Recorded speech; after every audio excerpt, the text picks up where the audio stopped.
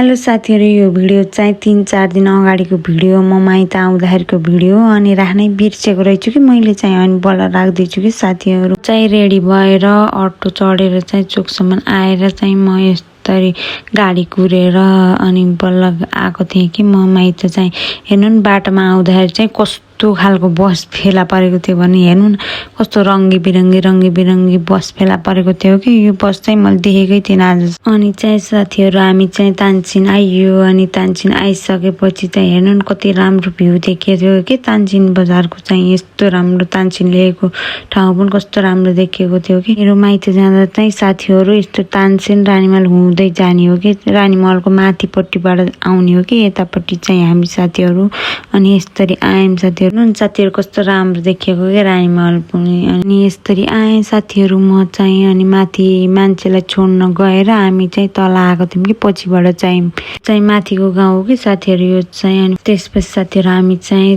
आयौं अनि म चाहिँ घर आइसके अनि आइसकेपछि चाहिँ यता फुलबारीहरुको कस्तो राम्रो रहेछ कि त फुलहरु